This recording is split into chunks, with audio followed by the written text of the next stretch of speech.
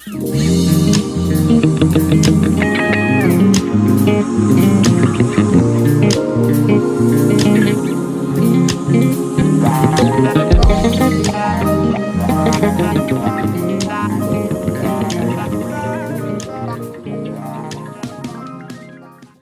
evening and welcome to Literature in 60 Minutes. It is the month of March. It is my personal month of miracles. It's my birthday month and I love being ushered into the month of March. So it's the 2nd of March today.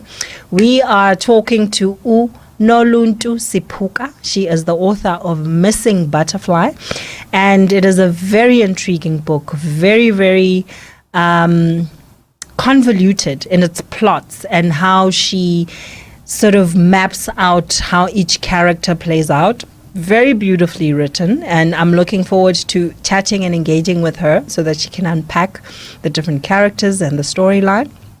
And that interview is coming up right after the break. Please stay tuned. Giving out a shout offering to the Lord. Zoe Live Radio, the abundant life experience.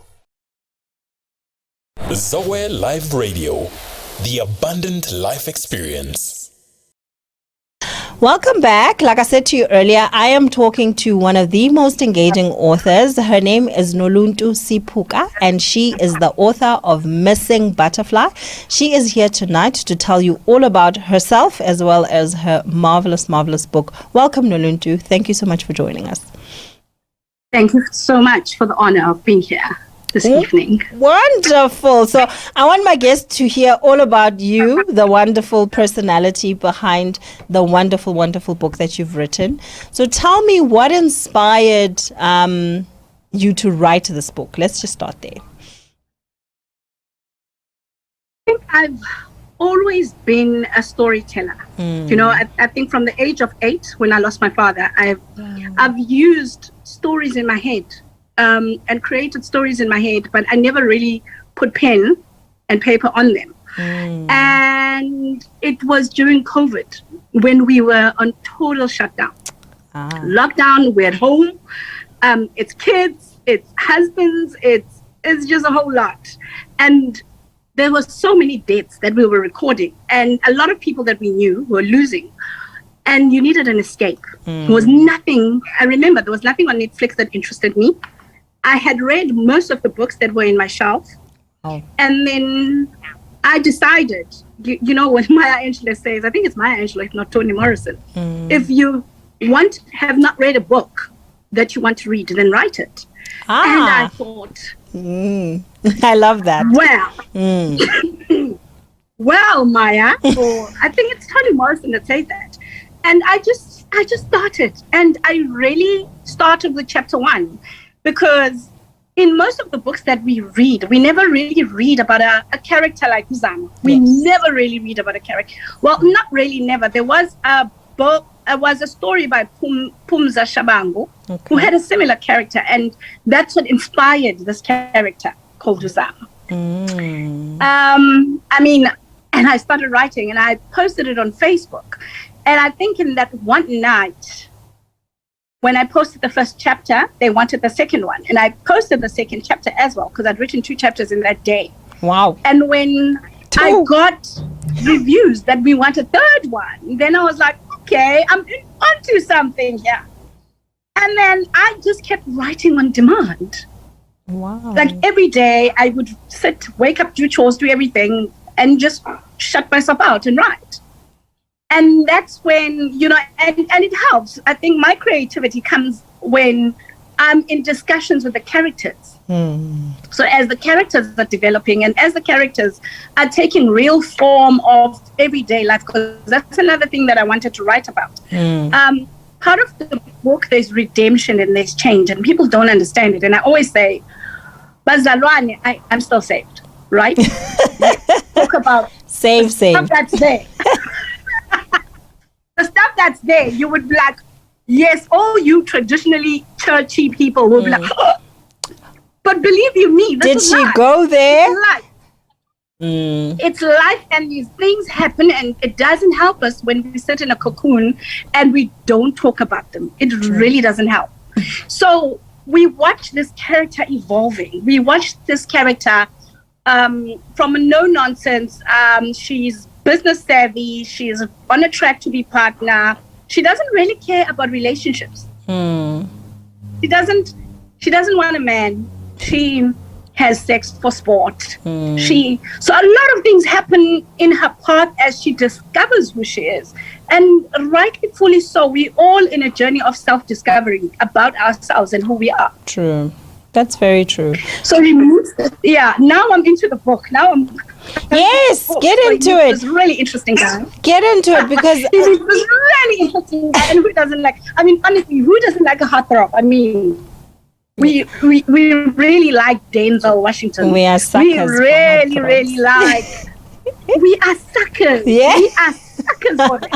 So he meets this guy, and little did she know that this one guy she met as her one night stand is going to blow up her life the way it did, and it's going to lead to a lot of secrets.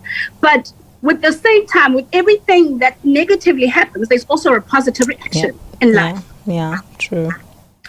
So it's a love story. And I always say it's a coming of age love story. We don't get to tell our African stories the way we want to tell them. We always tell them from a rags to riches. What happens to a person that's already educated? Yes. That's already in the system. That's already, who tells that story? Yeah, true.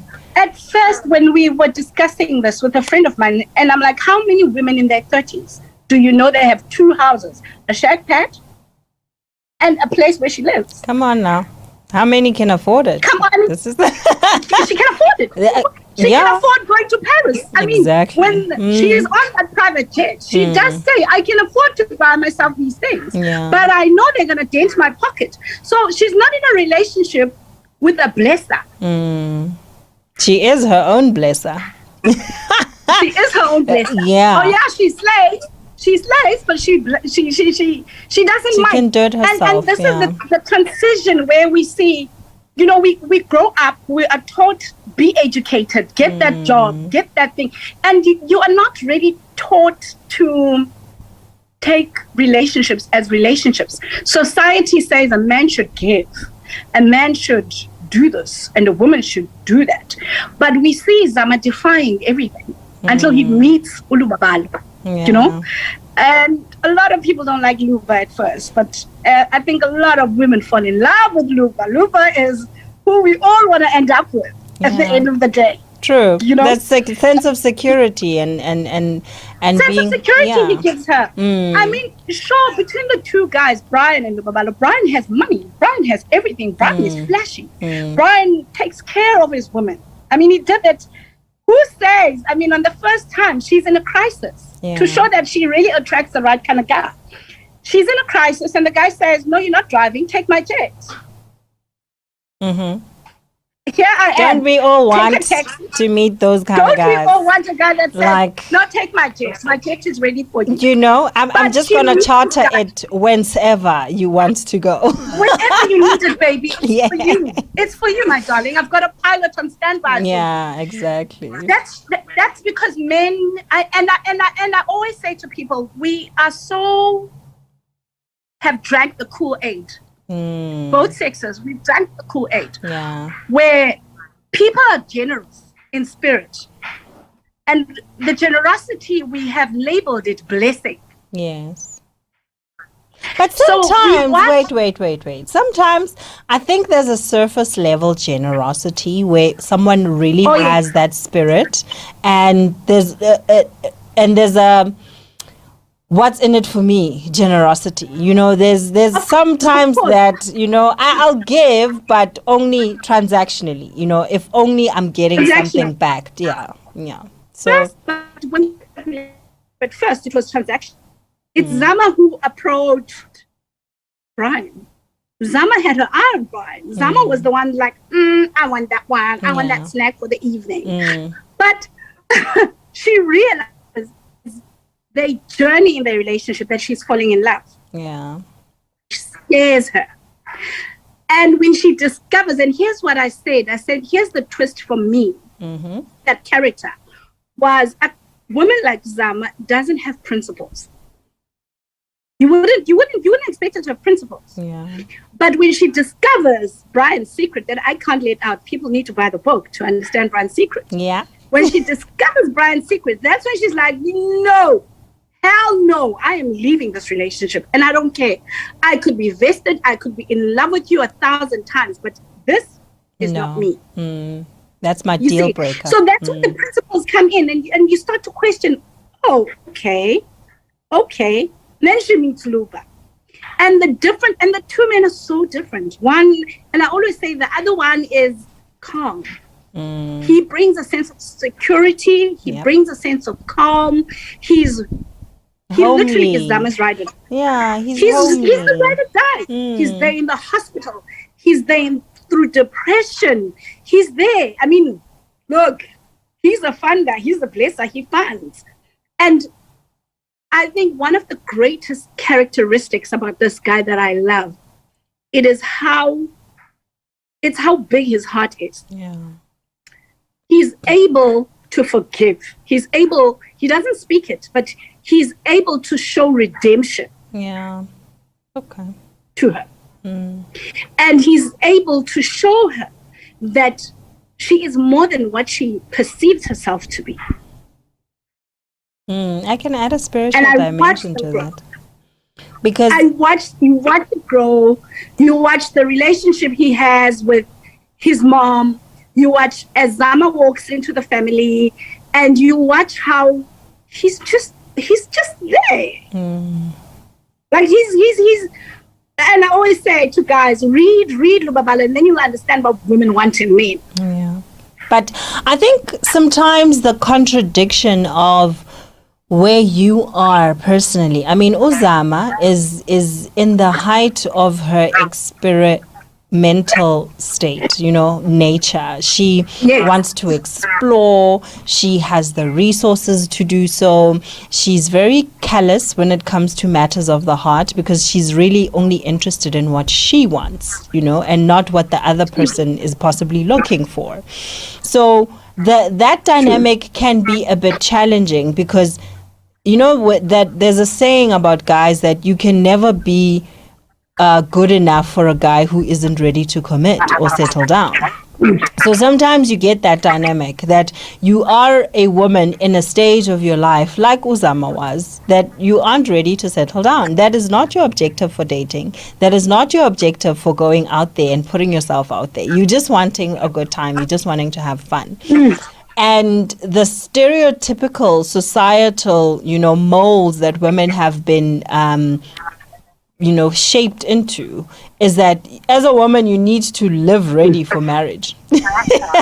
Like we are. That's true. Like we need to be ready to have 2.5 kids and a stable home and at any point in our lives. But sometimes take care of everyone. And take care of everyone. But sometimes that's not certain women. And that's what I appreciated about the book and the narrative, Yagazama, is that there are certain people who don't fit the mold. And that's also okay. There is a place in society for them. And there is a love and relationships that are custom for them. So there's something for everybody. So we shouldn't tend to want to stereotype everything and want everything to fit into, society's molds, like I said, where it's either X or Y. No, we can let women be independent. We can let women live out their own aspirations. She wanted to make partner. She made partner. She is high-powered. She is, a woman who's out there and doesn't mind having a one-night stand without feeling like, I haven't kept myself chaste for my husband. So let's let those women exist. Yeah, let's let those women exist and have their space in society. That's what I felt about Uzama. Yeah, and that's the voice that I wanted out. I mean, we when you watch the younger kids and how they relate to themselves sexually, first of all, and I kept saying to this, I said, when you look at her character, she's a plus size, but she isn't you know how like insecure. Oh my God. Yes. She doesn't have those insecurities because she's like, well, I'm this way. God made me this way, and there's nothing I can do about it. And this is where the sexiness comes in and the sassiness when she walks in and her head's turned, because she's confident enough in her own skin and in her own body. And she can exude that confidence without wanting the validation of other people. And that's the point. And that's where when we have these discussions about the book and the character, and I always say, remember, we are energy. People feed off the energy we give. True. So if I come into a room and I walk into a room and I'm sassy, of course, people are going to feed onto my energy. But if I come into a room and I'm like a little mousy and I sit on the back end, I will be invisible because that is the energy I am giving out. Yes. So she, and I always say, I mean, look, there's a showdown where she has the showdown and she is sitting in her office and she's like, okay. But I like how she responds. And she doesn't back down. She doesn't back down. She's got a mind of her own. She's independent in thinking. And she doesn't care. And I think a lot of how we were subjected was we need to care what our partners think. True. And this is what makes the men in her life interested in her, because they understand that while she's not the woman I'm going to take home to meet my mom, it's okay. But because, and I always say, people are, created wonderfully. And it is in our different personalities and the different shades of our personalities that when you're not looking for love, it hits you and it like literally knocks you off. True, yeah. Because that's what happened. That's what happened to Uzama. She wasn't looking for love and it knocked her off. And even Ulu Babalo wasn't really wanting to move on. But I think I loved the scene where he literally told it all. You declutter to usher in the new in your life. Yeah. And that's something really we never hear men doing. True. We think they are about conquests. Yeah, they go from one girl to the next, to the next. And it concerned me because we perpetuate that because we think men are unfeeling in certain ways. They feel a lot, So we create that and we approach relationships with that mindset that, these people are unfeeling, so I can just do what I want, when I want, how I want. And, it's either he's just going to stick around or, I'll get what I get. So it's just, that's another characteristic that I got concerned about when I was reading. It's like, what about his feelings? I actually liked the part where Brian is confronting his feelings and his fears and his everything, because we get to see Brian as this really macho. He's macho. He's this dark chocolate, and this as guy most men want to present themselves. Yeah, macho. Yes, and he's above an it all. alpha. He's an alpha male, and we never really think alpha males feel. True. We never really think alpha males, have this thing. Sensitive and when I was soft creating side, this character, I had, because people asked me, who did you have in mind? I said, look, I had different characters, and if you read how he is, he's got that.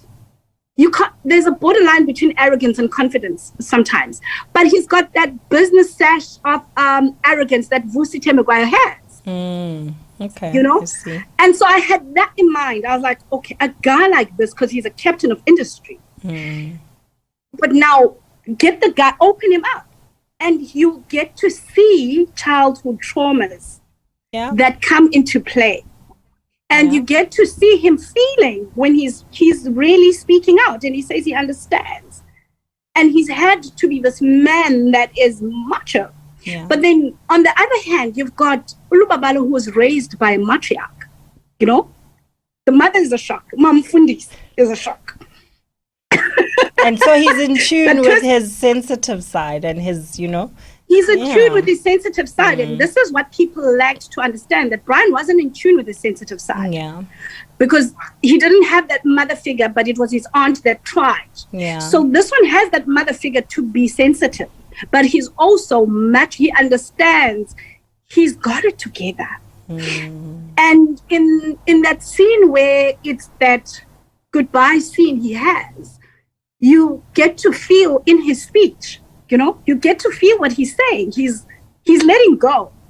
But in the last chapter, the second last chapter of the book, when he and Uzama are actually speaking heart to heart, you get to listen and you're like, this man loves this woman.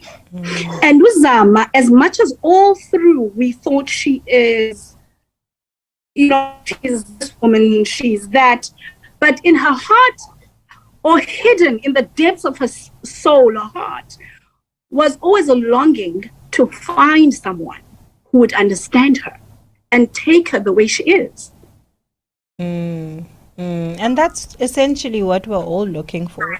And I think, and that's essentially what we're looking for. Yeah. And we don't want people to change us. We don't. And that's why I said there is a place in society for that kind of woman. And there is a relationship that is going to meet that woman exactly where she is. And as people, we do change, even though not drastically. But should Uzama, the free spirit, the woman who's just not about trying to settle down and have kids, like I said, decide to do so in the future, then hey, power to her. She's reached that decision in her life. But I liked her character because she's not that typical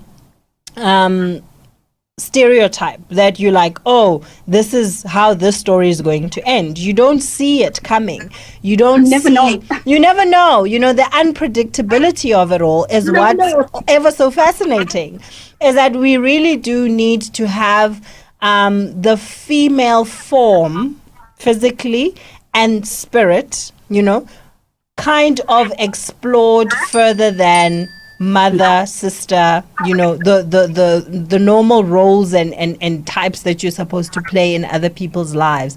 We need to look at women as individuals, women who have things that they want to do and accomplish by themselves without wanting to be paired up with a guy, without wanting to fit any kind of societal stereotype. And that's perfectly okay. So for anybody who is looking to find themselves in a Zama, or who can identify even remotely, to say, hey, I have this thing. Yeah. And that's what I liked about Brian, because Brian understood Uzama that possibly, and I always say, I think Brian at some point in time actually thought Uzama is the female version of him. And he understood that he can't tame her, because he was told that you can't tame a wild horse. So, but he understands that this is a woman I love. This is a woman who aspires to be this. So let me make it happen for her. It means me, because sometimes, we so want to, and this is what I love so much about the character, Kazama. She's independent, but she actually understands that she doesn't have to carry the weight. She doesn't have to carry the load. Yes. We've got a thing where we think independence is about carrying the load. No, it's not. It's understanding that I've got my own. But if I can't open the door, it's okay for you to open the door for me so that I walk past. True. That doesn't mean I'm not carrying myself. Yeah. So Brian comes in and opens the door for her. He makes shifts for her. And you don't find her protecting. She gets it. She gets it. A friend of mine complained and said, another author friend of mine said, and she read the story. She's like, Lutu, but Uzama, why doesn't she take a break from a relationship? And I said, but they women like her never take a break. They move from one relationship to the next. Yeah. Women like her. Because their mindset is like this, like, okay, you want to leave? Get out. You come in, I'll show you. You want to leave? I'll have another one in a minute. Yes. So in her mindset, I'll have another one. I mean, that's fine. I'll have another one. So for her to ease and stop is something rare. But it's really a coming of age story. And and in the issues, I think every woman who picks up that book will identify. Sure, not all our Brians are billionaires or all our Lubas are billionaires, but you will identify people in your life or they've been in your past that represent these characters represented. True. These two men, and I always say these two men, you will identify. I've had a friend of mine who's like, I want my Luba. I'm like, I want my Luba too. You know? But you first have to maybe go through a Brian first. I'm like, we all have to go through Brian, and we have to realize. And I think her coming together moment was when they were in Brazil. And that's when she realized that, look, I don't have to do the standard thing that people do. I don't have to dump this one and take that one. I don't have to, you know? And you can see Brian is a stereotypical Xhosa man. He's very stereotypical Xhosa. He's a, I'm sorry about my Xhosa brothers. I love Xhosa guys anyway, by the way. But well, you had quite the way of expressing that through your characters. You have to do this. You have to do that. Yes. and you find, and this is what I was saying. And I said, Ulbabalo for me, you know, he represents what we want, what we look for. And it's not like the guys that are in our age group or that are there out there don't have this.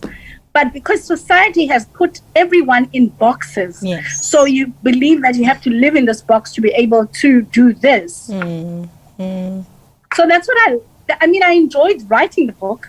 I enjoyed reading the book after it came out. I read it. I was like, whoa, am I that good? Am I that good? That means I don't believe so. Well, because as you write, you keep thinking, no. My brother once said, when you read an unedited version, he's like, you twisted, especially in the twists, the plot twists, yeah. You twisted. You're so twisted. I'm like, no, I'm not. I'm imaginative. This was someone's reality. Yes. I'm imaginative.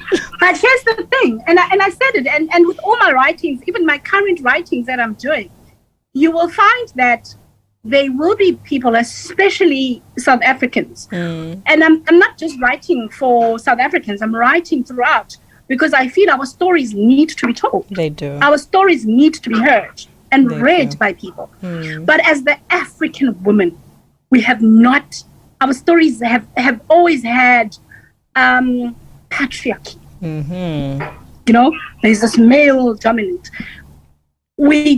Zama gets to tell things her way. Her point of view, you understand that this is a liberated woman. Yes. And Lubabalo's point of view, you understand that he's traveled the world. And he's not here to dominate, but he wants partnership. He's okay with who Zama is, and he's okay with who his mother is. I mean, he's okay with Mam Fundis the way she is. And you see that. You see the love, you know, Luba's family has for one another in the conversations they have around the table. You get to hear. So it's been a really interesting book. It's been a nice ride for me writing it. And yeah. I've had people that say they want a second book. Come on. So I'm like, well, we can do that. It's very possible. If you are at the rate of 2 chapters a day, then you can make it happen. I have no doubt. No, there's life. We can plan, but life happens. But like, I just want to talk about Lubabalo, you know, a bit more, because he's the sort of character that, like we said, most women want to end up with in life, right? Yes. And what was fascinating for me is just the contrast between his mother and the woman he chooses. And that is a reality that is very prevalent in our society, where we're like, his mom, and then they say, oh, boys are looking for their mom. But then he marries the complete opposite, or he ends up with the complete opposite as a partner.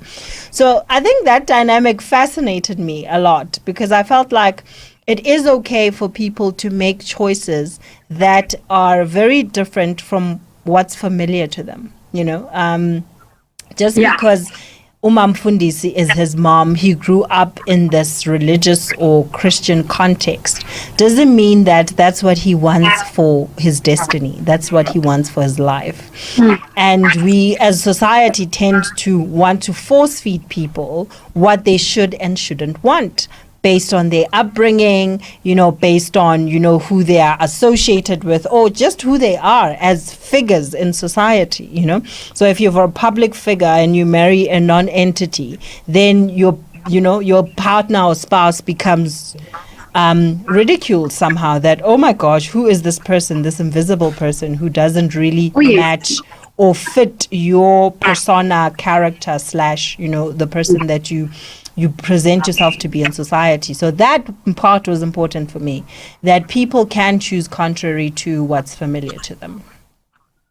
I think when you look at the two families, the Mayizas and the Ganis, you get that, because with Brian's family, it's all about pedigree. You have to pick a certain person, date a certain person, marry a certain person. And with Pearl, I think she is, and I was discussing this with a friend of mine earlier, and I said, I'm exploring a story about her and the traumas, the childhood traumas, which would make us understand why her children are the way they are and why she's the way she is. And it's really interesting, because Ulubabalo decided to move out, as much as she comes from a Christian home and these Christian beliefs instilled by his dad. He also breaks out from the family business. He also moves out from the family business, and he stands on his own, and he's like, and he loved, and this is what I liked about it. He wasn't shy to show that he loves God. Yes. He loves, we see him in the hospital. I mean, we all want a man that's going to stand on top of us and pray for us. Come on now. Bona, you'll be delivered. You will be healed at the prayers of your spouse. At that moment. And the promises he makes. Yeah, true. But then you get to see another side of him as well, when he is sitting around the dinner table with his mom. And when he's putting his foot down, and you like, huh. And which isn't really for mommy's boys. Yes, for mommy's boys, that's a dynamic that's very rare. Yes. It's very rare, because when you look at it, Ulubabalo is Pearl's favorite child. Look at how he relates to the younger brother, Mangaliso. Look at how she relates to him. He is his favorite son. But he knows that. And that doesn't really faze him. And I think also the personality, the person he is, the man he has become. And I always say what is very important. I say this, and I say it's very important that, if we have brothers younger than us, we have nephews, and we have children, sons, it's important that they get to identify who they are earlier in life. Yeah. True. Because then they know, when they are in touch with who they are, then they make choices that are okay for them, and that won't be bad. Because at the end of the day, especially after that birthday party scene, well, you have to buy the book, because the book is hot. Especially after the Great Gatsby scene of the party, you see a side of Lupa that we've never seen of Lubaban. We see a side of him that like an alpha side, where he is alpha now. And we see a side where the mom also is standing her ground, and no one is backing down. As happens in a lot of families. I found that scene is that it's exactly, that conflict is healthy, because up to that point, there's someone who is dominating over the other. It's either the mother knows that her influence over her son, over Ulubabalo, is powerful enough to make him not go into relationship or do certain things. You understand? So that means that Ulubabalo is saying, no, you can't decide for me what I must become and what I can do and who I can hang out with. That's an important element in growing up, is that sometimes we need to get to that point where it's healthy conflict. You are facing off with your parent and telling them, this is the person that I am, and you will accept and still love me, irrespective of me not being obedient or, or listening to you in this area. And I think you're hitting a very important part that I honestly wanted to also show. I've got kids. And ideally, in my head, I would ideally like them to be a certain way. Yeah, exactly. But when I look at my girls and I see their personalities, and I'm like, God, please open my eyes and give me hindsight and insight, so that when they present themselves as who they are, I accept them as who they are. And I respect who they are. Yes. And I respect who they are. Because we all, I grew up in a Christian home. Very strict, very, very strict. And my brother and I are on the ends of a spectrum, And I always say, because of my bubbly personality, doesn't mean I love God less. And because I have dirty jokes, it doesn't mean I love Jesus less. Because the first chapter of the book opens to a scene where you're like, yo.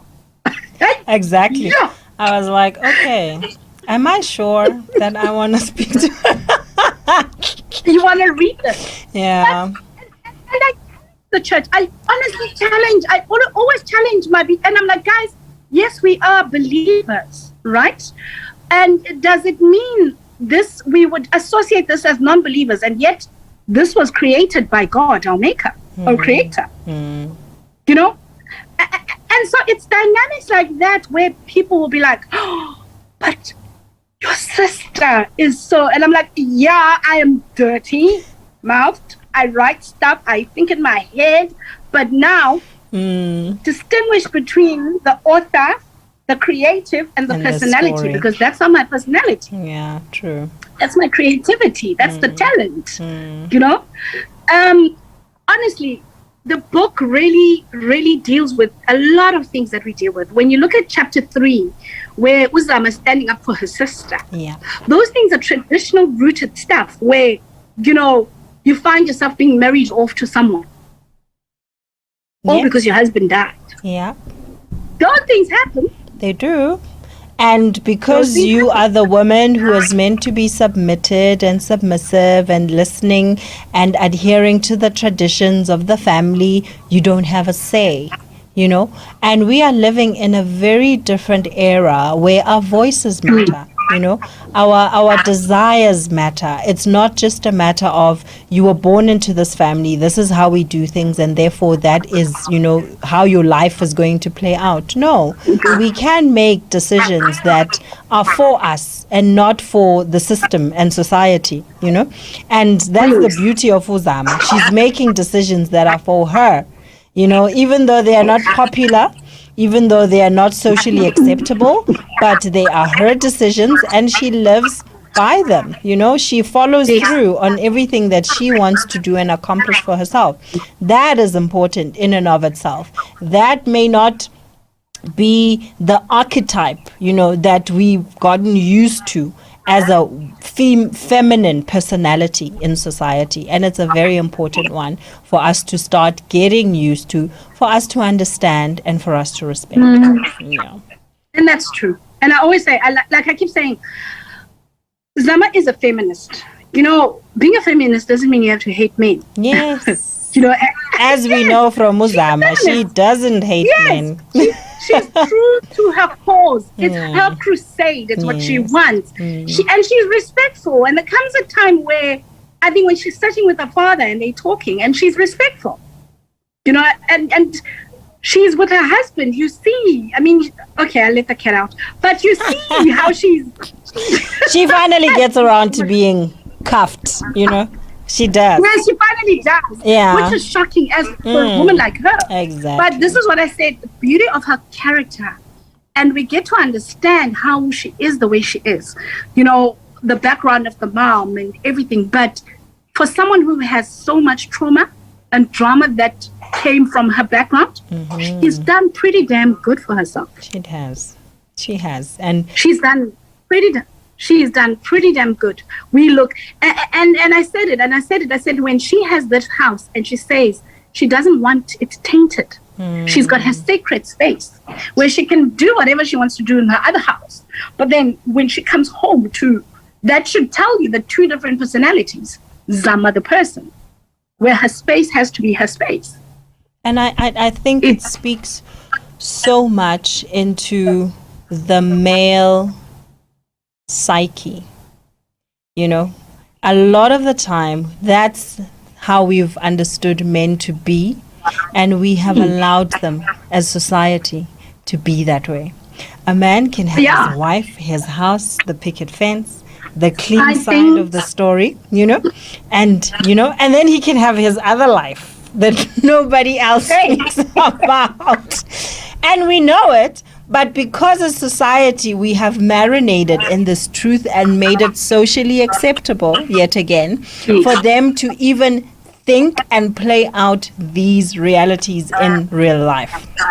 You see? True. So Zama does it as a woman, and it's quite jarring because it's like, okay, I know this, but for you it's not okay, and we need to change that narrative. And I'd just like to ask you, what was your judgment when you read that part? Because for me, when I was writing it, I was like, ooh, girl. But I always say to people, sometimes, you have a way of a character, you're arching it, and then the character says, no, that's not me.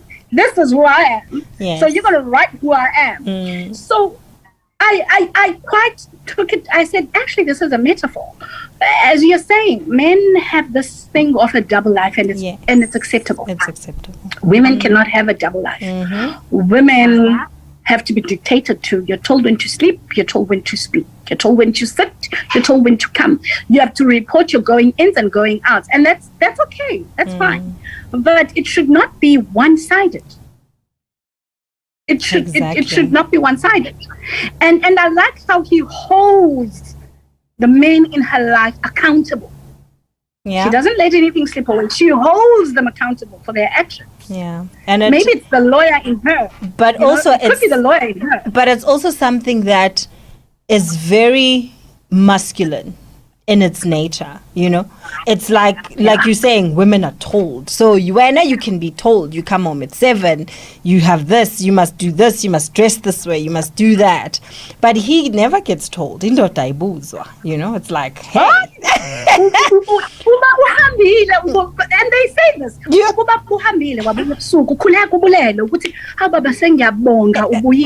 bullshit is that? But you understand. But you understand, that's the whole context why I'm saying, Guti, her character to me is like a boy child, how he's allowed to exist in the world. And it's okay for him to exist in that way. But for us, it's the complete opposite. And Zama's character represents that. It's that there is a new league of women that are coming up, and there is that side of them. They've always been there. I mean, history has them, but their stories are seldom told because they are also labeled. Yeah, you see, their stories are seldom told. They're the black apples of society. They're called the black apples of society. Exactly. So, but in truth, they are living their own truth. Yes. And people could ask, what is truth? And truth is really defined by how you were created. We are created very differently. Our paths are very different. Exactly. We walk different paths, and because our destinies are different. So my truth and my relevance to my truth is not going to be what you see as truth, but it's mine. Yes. Because it's in my path. And I think that's what we get a lot where Zama's concerned, and how, she lives her life. She lives for Zama. She's not selfish. She's not selfish in it, but she does what is good for her. She doesn't hurt you, because selfishness, in my definitive, is doing something that's best for me while putting you harmful to in an awkward position or in danger. Yeah. No, she does it for herself. because this is who she is. She's accepted who she is. She wears sexy lingerie and she's a plus size. I mean, hey. It's just, which is something, society, number one, from a weight, like I said earlier, the female form, we have these limitations that get put on us, based on our hue. Number one, the color that we are, you must be on some end of the color spectrum for you to belong. You must be on some weight on the scale for you to belong and for you to have certain things. That's the beautiful thing about Uzam.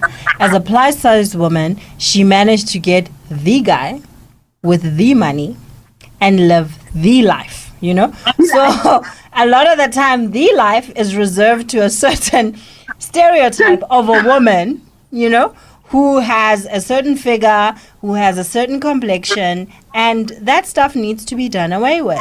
We need to come to that place where we are accepting of women in their different shapes and their different colors, and we deem them beautiful and what they bring to the table. Exactly. And what they bring to the table. Exactly. I mean, there's that chapter where she meets Brian's family.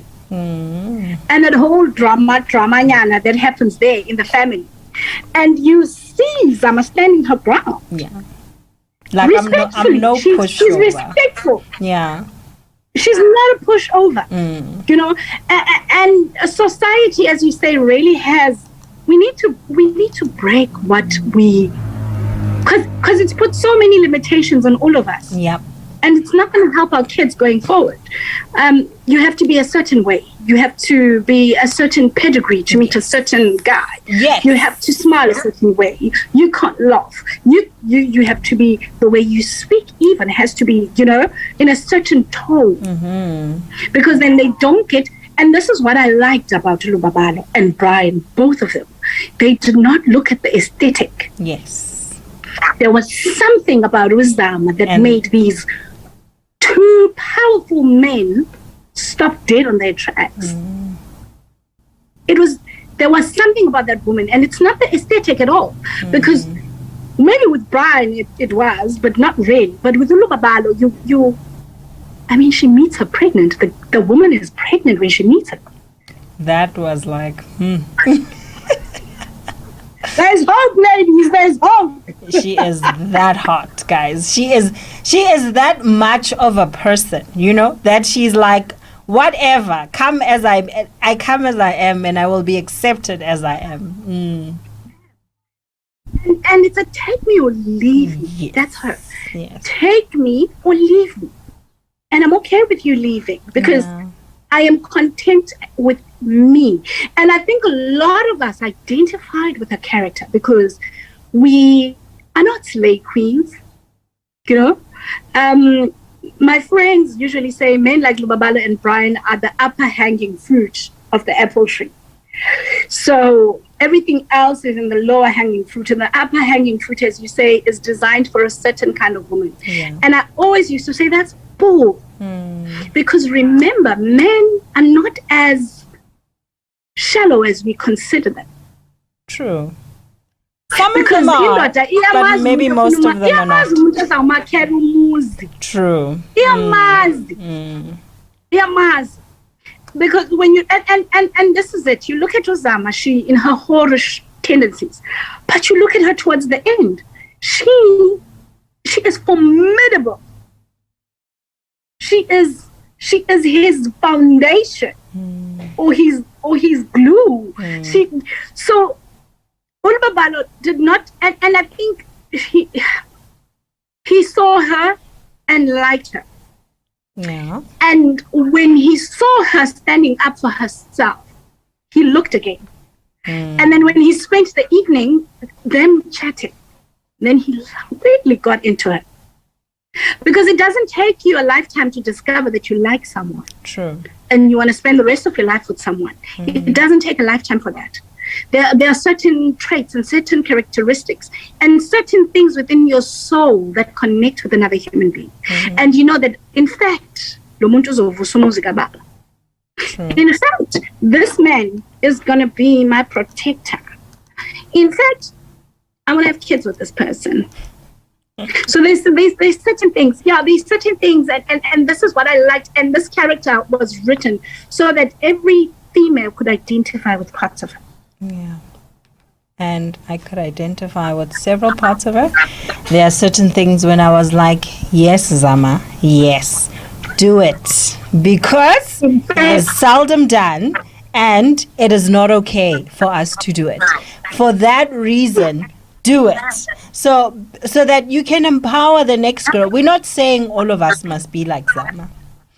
But there are certain fundamental truths that we need to share through her character. And there are certain societal, traditional stereotypes that we need to destroy and do away with because of Zama's character. Exactly. Yeah. Those things are important. Women need to be liberated. You know, women need to be looked at as individuals, not this group of people that do certain things in a certain way, and there's a certain expectation that gets placed on them as a gender, you know, not just as individuals. So, Zama, powerful character. Power to you for having have thought of her, for having have ambitiously given her all the escapades that she goes through in the story because I find them very, very relevant. And like any story, it shouldn't just be, oh, this is fiction, but it should always be translated into how does this find relevance in society and the people that we should be becoming as women. So thank you. I really take my hat off to you. Thank you so much, Zandile. You are. Thank you. You're welcome. And if there are any parting shots, where can people find the book, or how can they buy the book? Oh yes, the book is available at Take a Lot. Mm-hmm. It's also available in bargain books and exclusive bookshops. Oh, okay. And I think it's also available at Protein in Joburg. It's available at Protein as well. We are going to have it on Kindle hopefully sometime in March before Easter. I'm hoping I can put it up on Kindle on Amazon on Easter. So the online readers, because I've had quite a few people in the States requesting, quite a few friends requesting for the book. So we are going to put it up in March this month on Kindle. It's there to be read, and don't shoot me if you see me on how the ending is, but it is good. It's a good ending, I think. I think so too. And I think it's worth the mystery and the air of mystery around what happens, so that you get yourself a copy of Missing Butterfly. Okay. Thank you so much, Lintu. I appreciate it. Thank you so much, Zandile, for the time. Okay. It's been an honor. Yes, it indeed has. And I love your spirit. It's light and it's like contagious. You are just one of those people that I'd like to get to know. Thank you. You are welcome. You're welcome. Next up. We are working on book 2. Book 2 we're working on. It's slow progress, but we're working on it. You already have a baby out there that you strongly need to market, that you know you've already established yourself as an author. So book 2 is on our way and we're looking forward to it, but let us simmer. Let us still chew on this baby for some time. Yeah, I need you guys to read book 1 because you just need book 1 in your lives, and please buy the book. Yes. Buy it for your boyfriend, buy it for your husband, buy it for your mom. I mean, buy the book, buy the book. Be open to it. And I always encourage people. My sister kept saying, I'm making everyone in my family, even my brother, even my father-in-law is going to buy the book. But I was shocked when her husband told me that, hey, Smart, I read the book and I put it down. And then I read the book. And, you know, I enjoyed it. Like, honestly, it speaks. And I thought this is what I was trying to get to. It's not just a book about women. It's not about, you know how men never want to read our books. They're like, oh no, it's gonna be soft and yeah. It's gonna be soft and all of that. No. You've got car chasers. You've got you know. And he says, I like the fact that you deal with real issues. Mm-hmm. You deal with real issues, and it makes you ponder. It makes you really think about it. And I was like, oh, thank you. At least get your male friends to buy it.